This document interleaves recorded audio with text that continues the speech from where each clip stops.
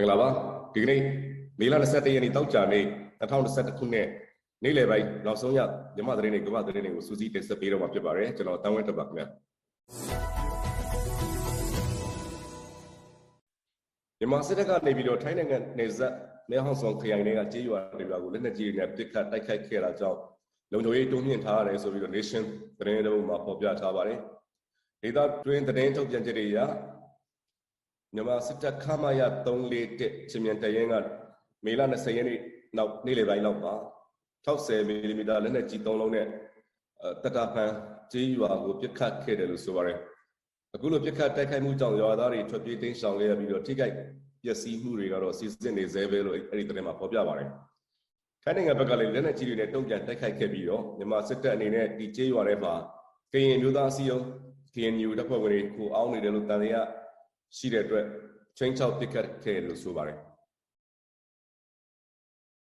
အခုကထိုင်းနယ်စပ်ကသတင်းဖြစ်ပါတယ်မြန်မာစစ်တပ်အနေနဲ့နောက်မှာထိုင်းနယ်မြေထဲမှာတိုးချဲ့စစ်စင်ရေးတွေမလုပ်ဖို့ထိုင်းမြန်မာနယ်စပ်ကော်မတီကတဆင့်သတိပေးစာပေးပို့သွားမယ်အကြောင်းကိုနယ်စပ်လုံခြုံရေးတာဝန်ယူထားတဲ့ဒုတိယဗိုလ်ချုပ်ကြီးအဖိချက်ဆုဆက်ကပြောပါတယ်ကမ္ဘာကနေ့လယ်ပိုင်းလောက်ကမဲအောင်ဆောင်ခရိုင်ထဲကထိုင်းကျေးရွာကိုမြန်မာစစ်တပ်ကလက်နက်ကြီး3လုံးနဲ့ပစ်ခတ်တဲ့အပြီးမှာဒီသတင်းထွက်ပေါ်လာပါတယ်နယ်စပ်ကိုမီးကိုပုံနဲ့ပစ်ခတ်ပြီးတော့သူတို့ကိုသတိပေးပြီးနောက်မှာမြန်မာစစ်တပ်ဘက်ကပစ်ခတ်မှုရပ်သွားခဲ့တယ်လို့ဒုတိယဗိုလ်ချုပ်ကြီးအဖိချက်ကပြောပါတယ်ဒီပစ်ခတ်တိုက်ခိုက်မှုကြောင့်ထိုင်းပချမ်းရွာသားတွေကထွက်ပြေးတိမ်းရှောင်ခဲ့ရပြီးတော့ထိခိုက်ဒဏ်ရာရတာမျိုးတော့မရှိခဲ့ဘူးလို့သူကပြောပါတယ်ခင်ဗျာကယားပြည်နယ်ဒမော့ဆိုတိုက်ပွဲမှာခရီးသွားတယောက်ပစ်ခတ်ခံရပြီးတော့စစ်ကောင်စီတပ်တွေကတည်ဆောင်သွားတယ်လို့ဒေသခံတွေကပြောပါတယ်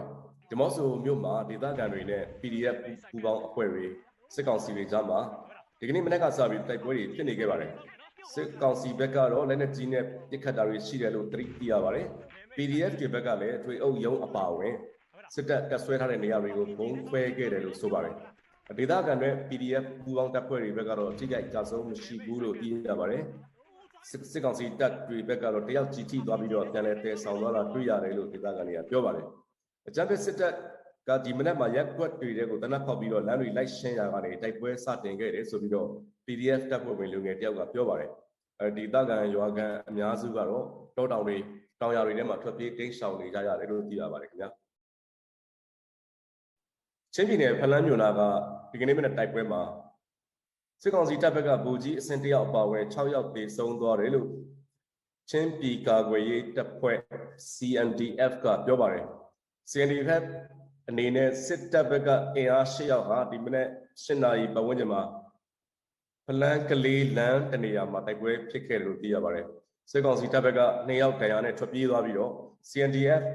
တပ်ဖွဲ့ဘက်က1ယောက်ကျဆုံးခဲ့တယ်လို့ဆိုပါတယ်စစ်ကောင်စီတပ်တွေရဲ့အကြမ်းဖက်မှုကြောင့်မင်းတပ်တမျိုးလုံးနီးပါးထွက်ပြေးတိမ်းရှောင်နေရပြီးတော့နီးစပ်ရာရွာတွေမှာစစ်ဆောင်စခန်း10ခုကျော်ဖွင့်လှစ်ထားတယ်လို့ဒေသခံတွေကပြောပါတယ်ဒီသတင်းကိုတော့အောင်သူပေးပို့ထားပါတယ်ခင်ဗျာအာဏာသိမ်းမှုကိုစန့်ကျင်ပြီးမင်းတပ်မြို့ကိုစစ်ကောင်စီအုပ်ချုပ်လို့မရအောင်ကာကွယ်နေတဲ့မင်းတပ်ပြည်သူ့ကာကွယ်ရေးတပ်ကိုစစ်ကောင်စီဘက်ကလေရင်ဘုံကျဲမှုတွေလက်နက်ကြီးပစ်ကူတွေနဲ့မင်းတပ်မြို့ကိုတိုက်ခိုက်ထိန်းချုပ်ပြီးအကြမ်းဖက်မှုတွေအစားအသောက်နဲ့ရေဖျက်တောက်မှုတွေလုပ်တာကြောင့်တမျိုးလုံးဒီပါဘေးလွတ်ရာကိုရှောင်သိမ်းသွားခဲ့ရတာပါမင်းတပ်မြို့မှာလူဦးရေ2000ကျော်နေထိုင်ပြီးမြို့ထဲမှာတကြီးရွယ်အိုနဲ့ကလေးငယ်တွေတွာလာရခက်ခဲတဲ့သူတွေထောင်ကနန်းကျော်သာကြံခဲ့ပြီးဒေသခံအများစုကတော့ဘေးလွတ်ရာကြေးရွာတွေကိုရှောင်ပြေးခဲ့ရပါတယ် CDF အနေနဲ့ကတော့ဘယ်လိုလဲပြည်သူလူထုလုံခြုံရေးဦးစားပေးတဲ့အတွက်ကြောင့်ကျွန်တော်ဒီ camp တွေမှာအခြေချဖို့ပေါ့နော်ကျွန်တော်တို့နည်းနည်းကူညီပေးနေတာရှိတယ်အဲ့ဒါပြီးကျွန်တော်တို့ဘယ်လိုပြောမလဲရှောင်မယ်ပေါ့ကျွန်တော်တို့ CDF ရှိနေရင် camp ကလူတွေကလုံခြုံမှာမဟုတ်ဘူးလေနော်အဲ့လိုဆိုတော့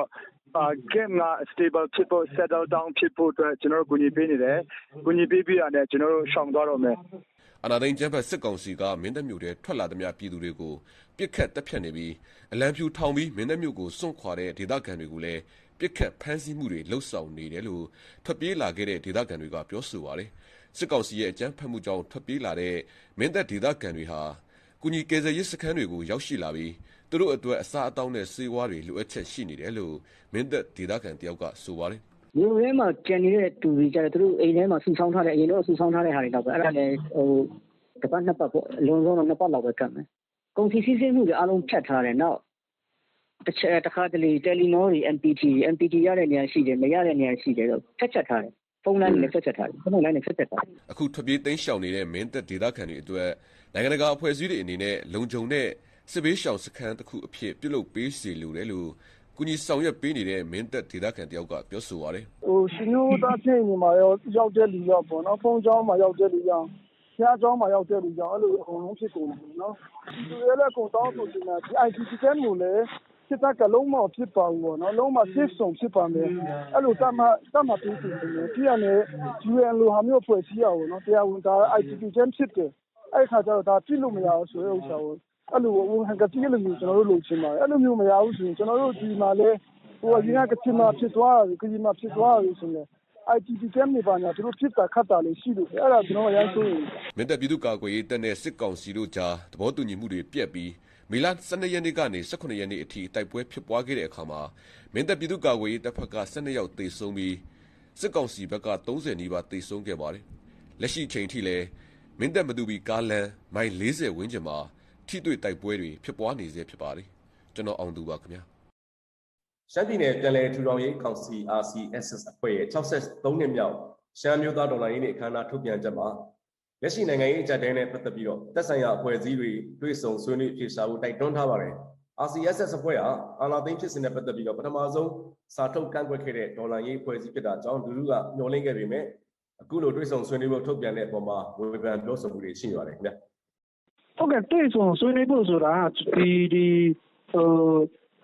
ဒီအာဏာသိမ်းစစ်တပ်ရဲ့နောက်ဒီဆန္ဒပြတဲ့အုပ်စုဖွဲ့ဆိုကိုတွေ့ဆုံဆွေးနွေးဖို့ကျွန်တော်တို့ကတိုက်တွန်းချက်ဖြစ်ပါတယ်ဒီတဘောထားပါခင်ဗျ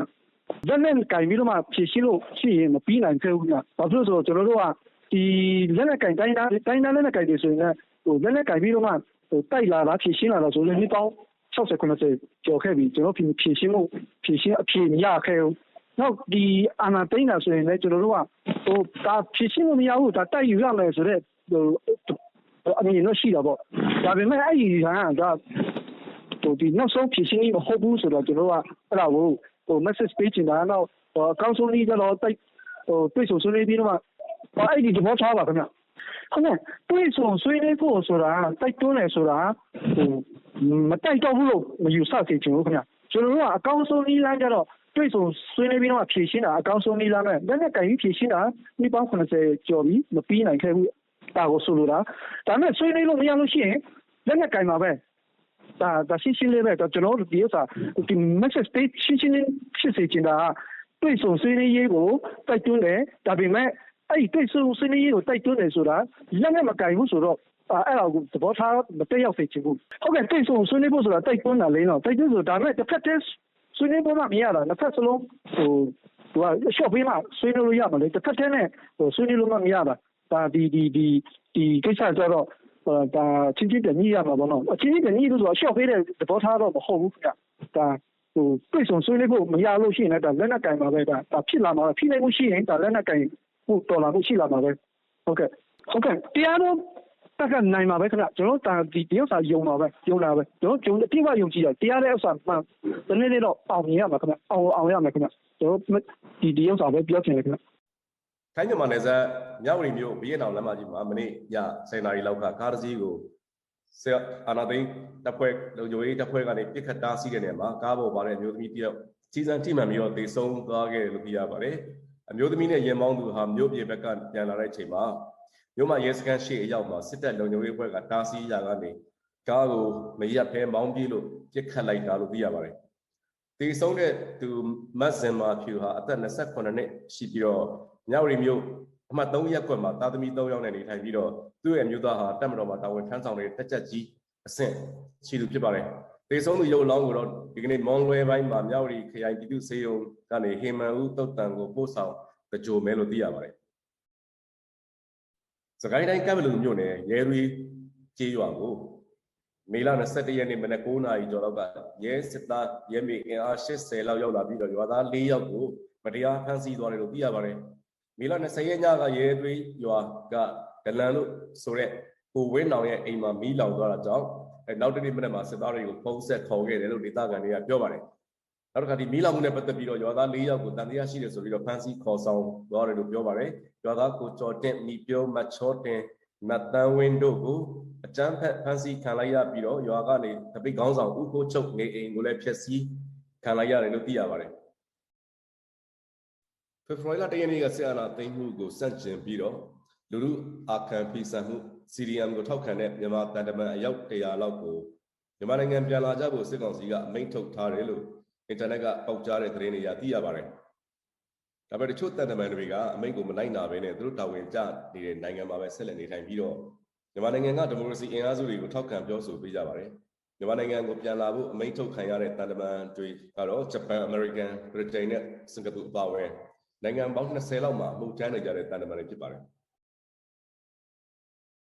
ထိချိုင်မျိုးကဆရာဆရာမတွေ CDM ဆက်ပြီးတော့ဝင်ပေးဖို့အကြောင်းသားတဲ့မိဘတွေကတိုက်တွန်းတောင်းဆိုလိုက်ပါတယ်ဒီသတင်းကိုတော့ညီငယ်ပေးပို့ထားပါတယ်ခင်ဗျာစကိုင်းတိုင်းထိချိုင်မျိုးနယ်မှာဆီယနာရှင်စန့်ကျင်တပိတ်တွေကိုစတိုက်ပြုလုပ်နေပါတယ်မေလ19ရက်နေ့မှာစစ်ကြုံပညာရေးအလိုမရှိကြောင်းထိချိုင်မျိုးပေါ်ရက်ကွက်တေတင်မဟုတ်ဘဲကျေးရွာတွေမှာပါတပိတ်မှောက်ခဲ့ကြပါတယ်မြို့ကန်တွေက CDM ဝင်နေတဲ့ဆရာဆရာမတွေနဲ့အတူရက်တည်ပြီးအဆုံးထိတိုက်ပွဲဝင်သွားမယ်လို့ပြောပါတယ်ကျောင်းမတက်ရှင်ဘူး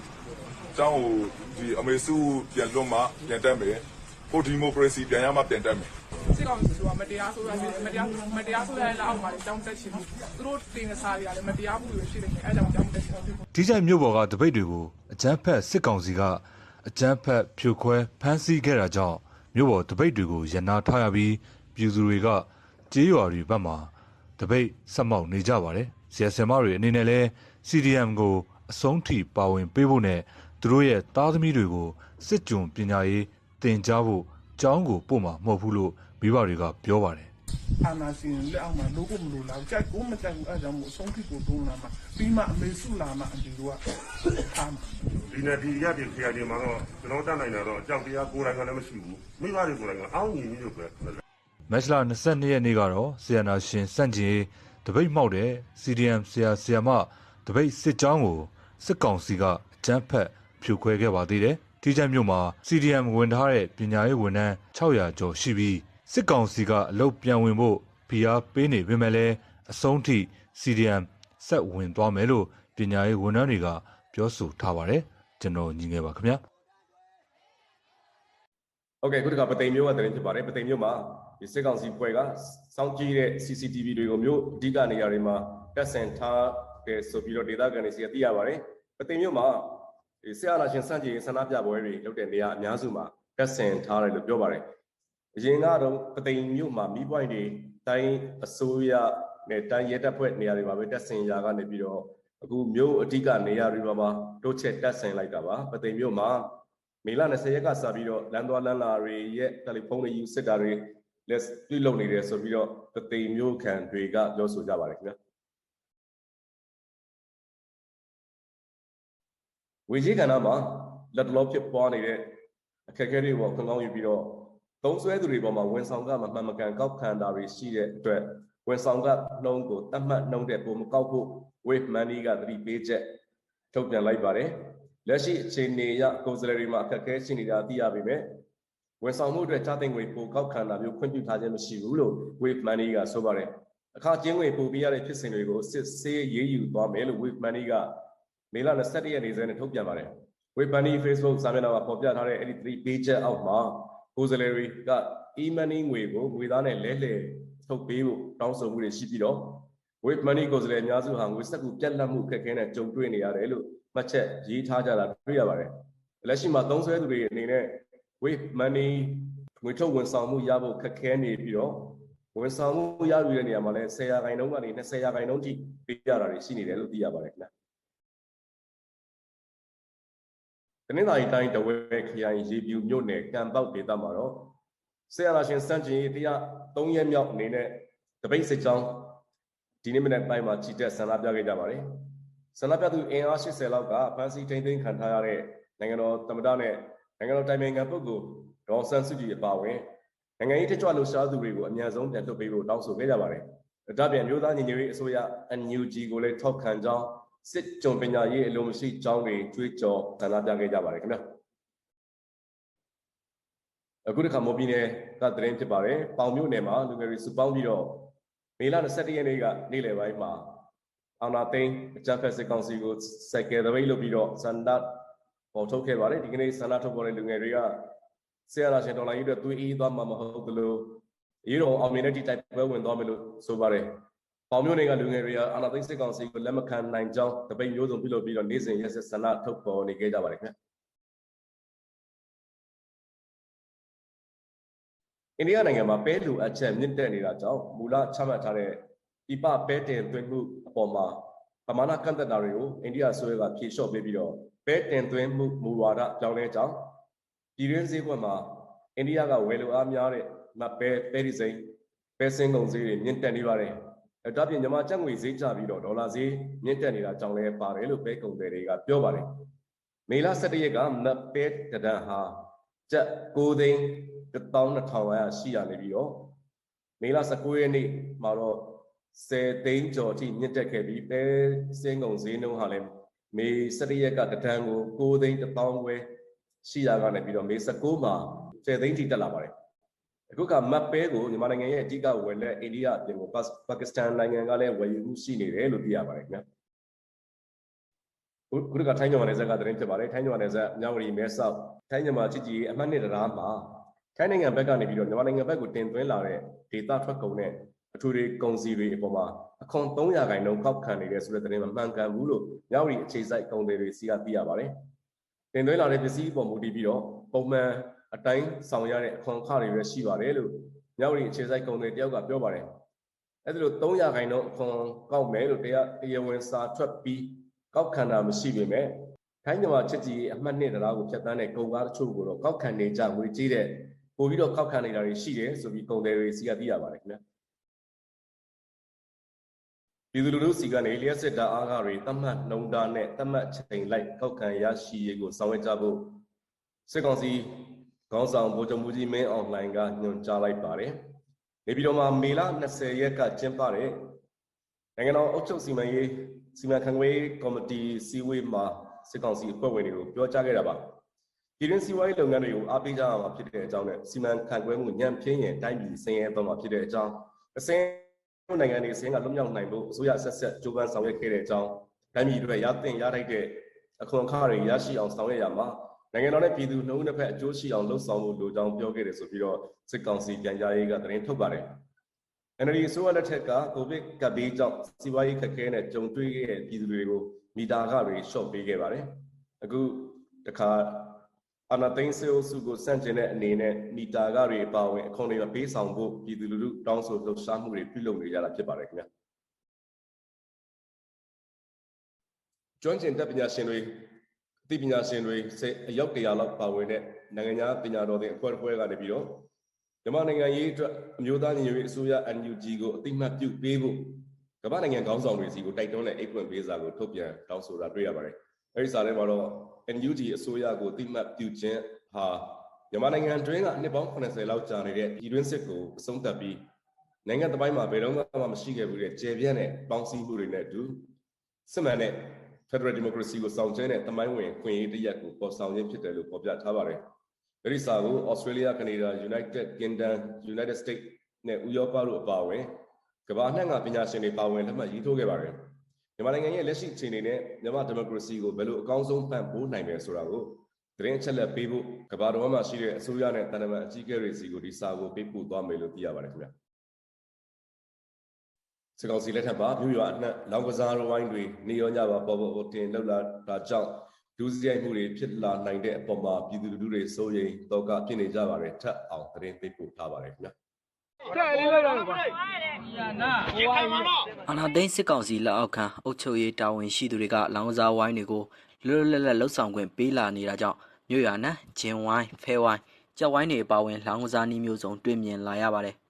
ဒီလိုလောင်ကစားဝိုင်းတွေအတွက်သက်ဆိုင်ရာနယ်မြေရေးစခန်းတွေကိုလိုက်ကြေးပေးသွင်းရပြီးလက်ခံကျင်းပတဲ့ကြီးရွာရက်ကွက်တွေကိုတော့ရမုံငွေပေးရတယ်လို့ဒေသခံတွေကပြောဆိုပါတယ်ပဲခူးတိုင်းကြောက်ကြီးမြို့နယ်မုံမြို့နာကတာကြီးရွာမှာပြုလုပ်တဲ့လောင်ကစားဝိုင်းမှာဆိုရင်နေ့စဉ်လူဝင်ထွက်ရာချီပြီးလောင်ကစားလုပ်နေကြတယ်လို့ဆိုပါတယ်လောင်ကစားဝိုင်းတွေကိုတော့ရက်ကျေးအုပ်ချုပ်ရေးမှုနဲ့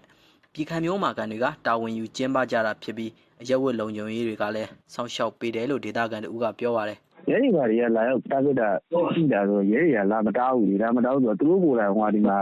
လာတယ်ကဘာလာလောက်တာဆိုတော့ပတ်စံလာယူလောင်းလာတားတာမဟုတ်ဘူးသူအခုတားတယ်ဆိုရင်အဲ့ဒီမှာဒီတချို့ရဲဝတ်တွေနဲ့လုံခြုံရေးပိုင်းတော့ယူပေးထားလို့တော့ကြားတယ်အလားတူတခြားတိုင်းနဲ့ပြည်နယ်တွေကမြို့နယ်အများပြားမှာလဲလောင်းစားဝိုင်းတွေဟာပုံစံမျိုးစုံနဲ့ရှိနေတာပါ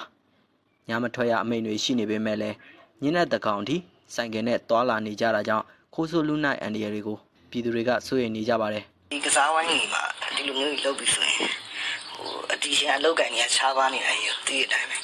ဘာမှအဆင်ပြေရမဟုတ်အဲ့ဒီချိန်မှာလောင်းကစားဝိုင်းကြီးလုပ်ဆိုတော့မူရရန်ကားပြီးတော့ငွေပြက်လက်တာမျိုးလို့ဘာလို့ဖြစ်လို့ရှင်ခိုးတာတော့လူတာတော့မဖြစ်ဘဲနဲ့ဖြစ်လာဘူးလို့ပြောလို့မရဘူးလေဒီရှင်ကြီးကအရန်စိုးရင်ကြကောင်းတယ်စစ်ကောင်စီကပြည်သူလူထုရဲ့နိုင်ငံရေးတက်ကြွလှုပ်ရှားမှုတွေကိုရှော့ချဖို့သူတို့ထိန်းချုပ်နိုင်ပြီဆိုတာပြသနိုင်ဖို့ဒီလိုလောင်းကစားဝိုင်းတွေကိုရည်ရွယ်ချက်ရှိခွင့်ပြုနေတာဖြစ်တယ်လို့လည်းဒေသခံတွေကဆိုကြပါတယ်ကျွန်တော်ထပ်အောင်ပါ